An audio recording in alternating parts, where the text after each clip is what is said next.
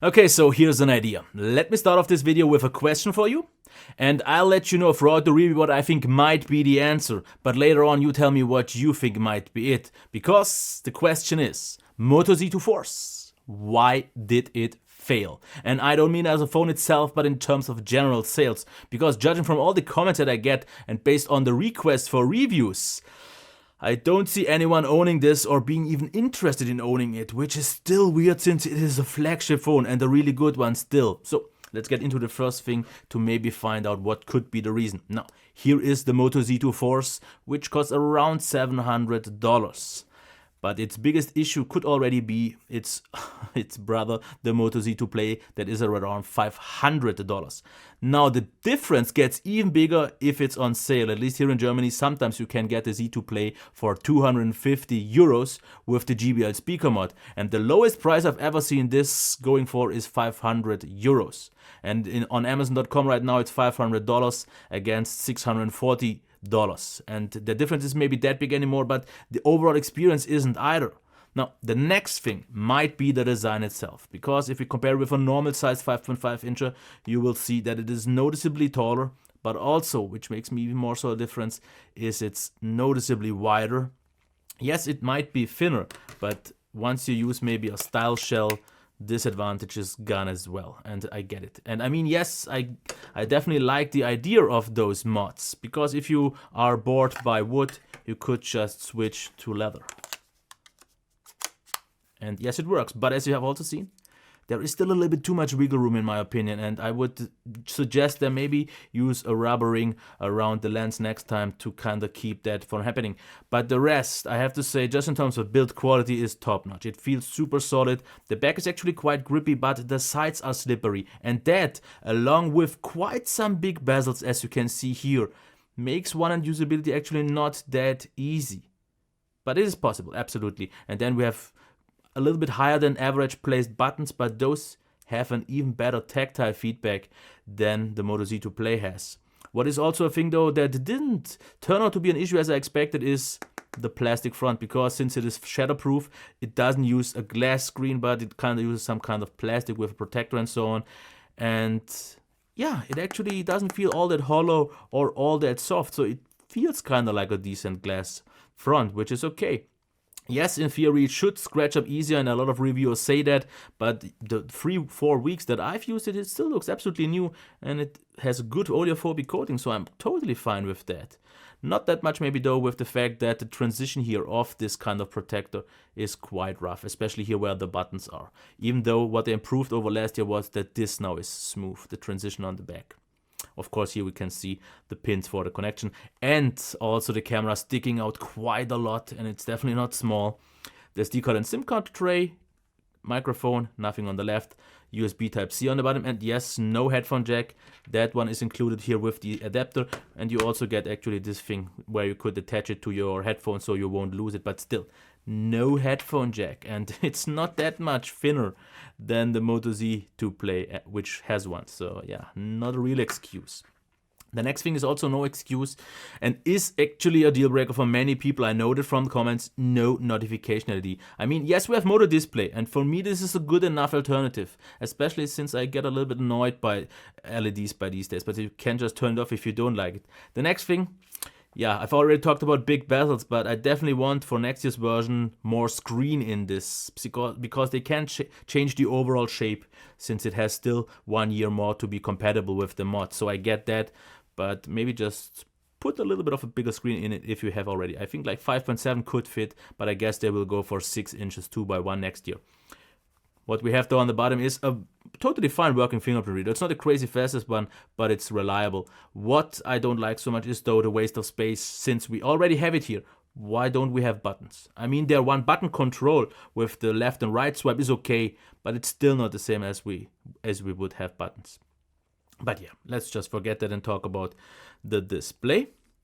And you don't really have much options to change, because pretty much the only thing that you have is standard and vibrant for the color mode, and I would just tell you, stick with vibrant, because it is an absolutely great display, and actually one of my maybe top 5 displays of this year. Yes, it has some of this OLED kind of PWM, which you don't see in real life. It's even less so visible on the Moto Z2 Play, but don't really bother about that. Now, maximum brightness, what I measured was 620 lux, where I had 730 on the Z2 Play. Since we have a high resolution, it's quite hard to get it just as bright, so it's not that, but it's still good enough, I would say.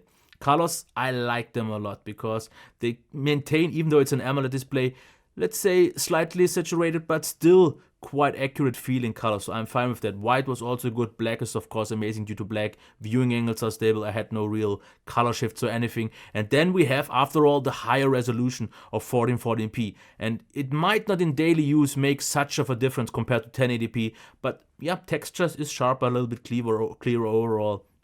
And this for me is a super nice, very pleasant to use display and gets a grade from me. Now what about the speaker?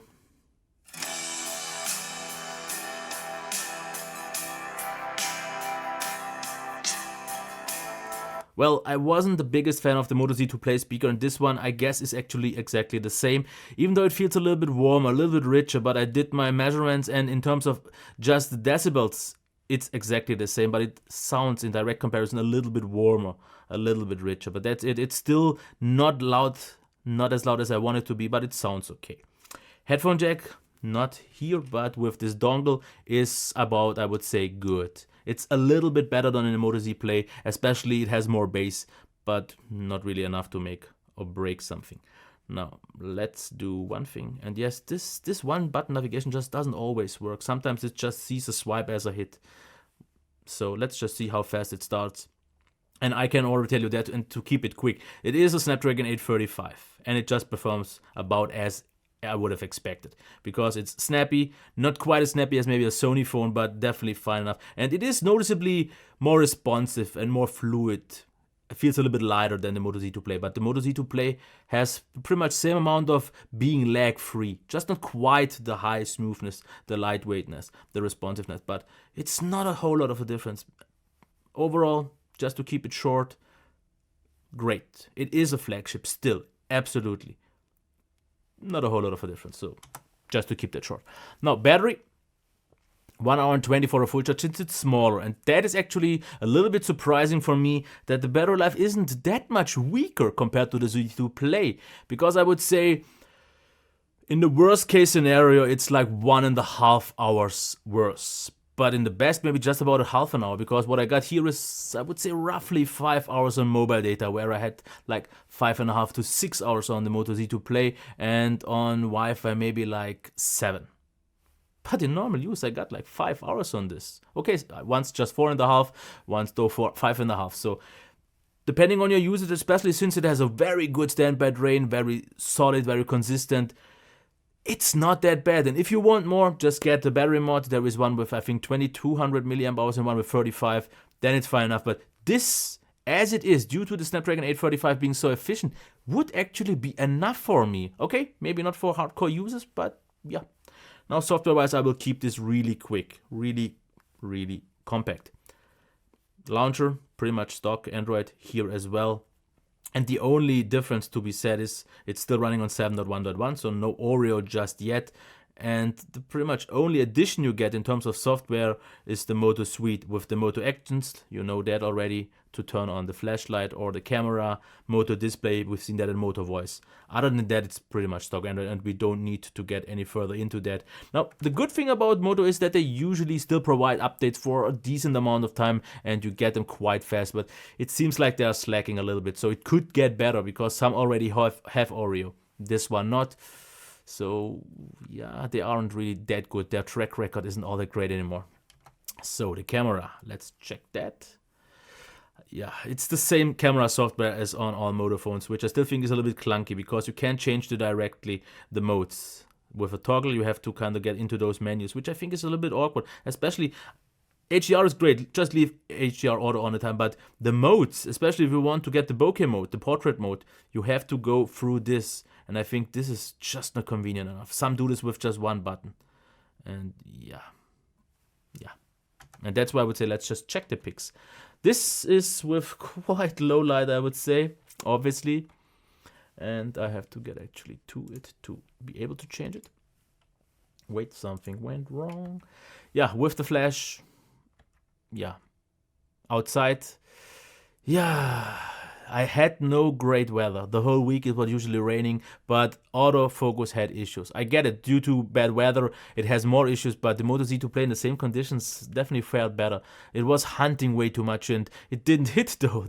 The hunting wasn't really successful. I had a lot of pictures that I had to, yeah, as you can see, I live with that, or try to get tap to focus work, but even that didn't work out so much. Like I said, HDR mode is really good. Just leave HDR auto all the time on, I would say. Other than that, I won't give more than a very good. Also the bokeh mode, it works okay, even though you don't see this here so much a little bit later on. HDR once again is great. Sharpness and everything is there. And if you have better lighting conditions, you will get that. Also selfies, I have to say, here I'm actually very close to great territory. So I will give it maybe even an almost great, because no matter how close you are, it's sharp. Colors seem fine. Even the HDR mode here is available, which is something you don't really get always. But very consistent, even indoors. It has a flash on the front, as you can see here. So it definitely is a very good one. Now, low light, as I said, it's not the very best one. It's okay. Still quite a lot of noise and such. But yeah. Here, as you can see, the blur mode, it doesn't quite work all that good, but yeah, better than some other ones. So let's check the videos here for a second. This now would be 4K. And the issue that I have with it on the viewfinder, it looks like there is a lot of stabilization going on, but I don't really see much of that on the video. And especially once you move it, once a little bit quicker, there's always this weird little motion blur. As you can see, once I move, it kind of blurs while movement a little bit too much, I would say. And the quality, yeah, autofocus was fine, but it did not really impress me. So I had more expectations here. 1080p 60 though, I have to say, smoother, yes, obviously, but there was more focus hunting going on. So yeah, I'm actually not that impressed with the video, and I don't really want to go much further into that, because if you check indoors, now for video it's not as good as for selfies itself, because this just isn't as sharp anymore. The microphone's quality was absolutely fine, because quite a good sound.